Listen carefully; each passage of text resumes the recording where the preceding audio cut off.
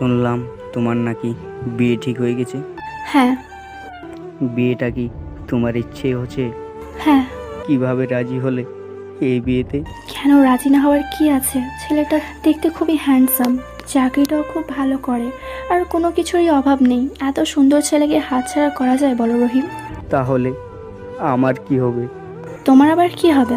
যখন তুমি চাকরি পাবে তখন তুমিও একটা বিয়ে করে নেবে। আমাদের দেখা স্বপ্নগুলোর কি হবে?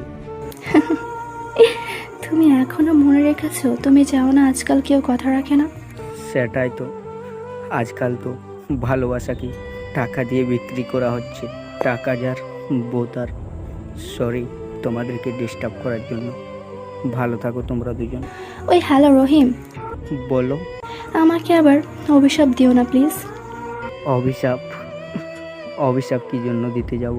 বরং প্রার্থনা করব তোমরা দুজন ভালো থাকো। আর একটা কথা বলার ছিল রহিম। হুম, বলো।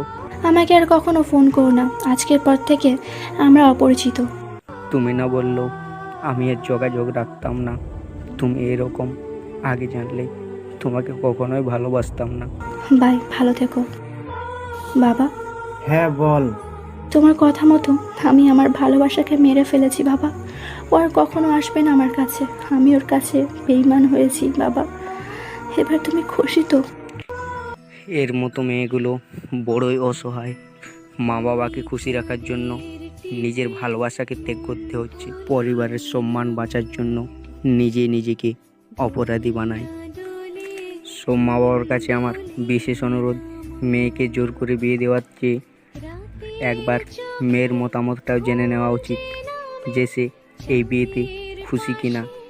না হলে সারা জীবন মা বাবার কাছে অসহায় হয়ে থাকতে হয় একটা মেয়েকে। মেয়েদের জীবনটা এরকম, এক মা বাবাকে খুশি রাখার জন্য নিজেকে ত্যাগ করতে হয়, না হয় তার বয়ফ্রেন্ডকে খুশি রাখার জন্য নিজের মা বাবাকে ত্যাগ করতে হয়। মেয়েদের জীবনটা এরকম।